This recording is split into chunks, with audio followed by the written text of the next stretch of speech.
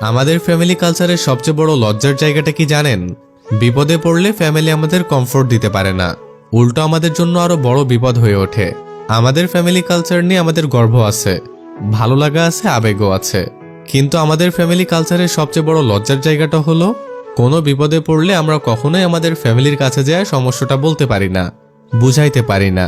উল্টো ফ্যামিলির সম্মান রক্ষার জন্য অনেক বড় বড় বিপদ আমরা চেপে যাই, সহ্য করি এবং প্রয়োজনে মরে যাই।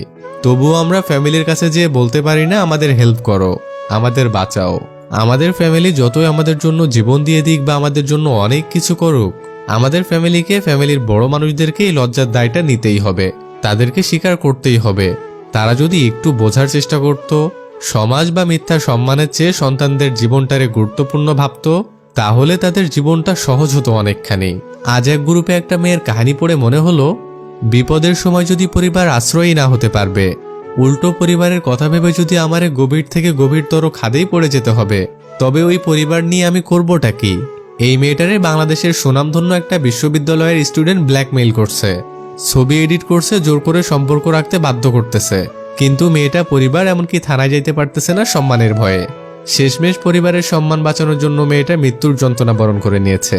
অথচ সে একটা বারের জন্য কথাগুলো শেয়ার করতে পারতেছে না, বাবার সাথে না, মায়ের সাথে না, ভাইয়ের সাথেও না।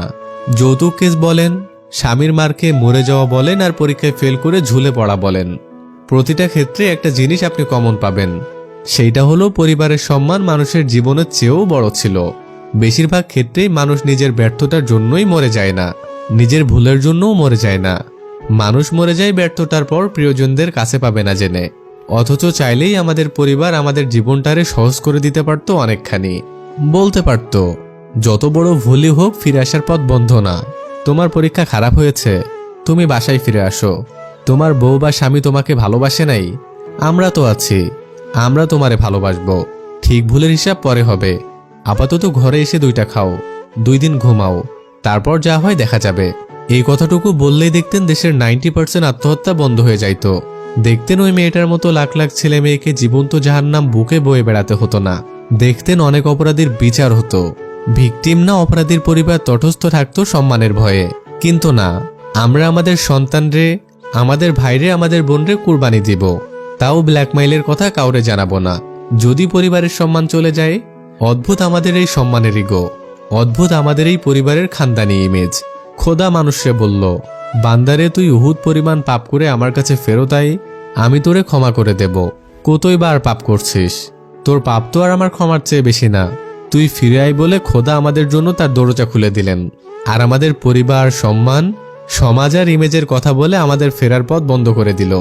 অপরাধ তো দূরের কথা, এমনকি অপরাধের শিকার হলেও আমাদের জন্য ঘরে ফেরা কঠিন। খোদার আদালত আমাদের মুক্তি দিলেও পরিবারের আদালত আমাদের কথা শোনার আগেই যাবজ্জীবন রায় দিয়ে রাখলো। বিপদে পড়লে তাই বহু মানুষ চাইলেও পরিবারের কাছে ফিরতে পারে না। কোনো ভুল করলে তাই আমরা খোদার কাছে চলে যাওয়াটাই বেশি প্রেফার মনে করি।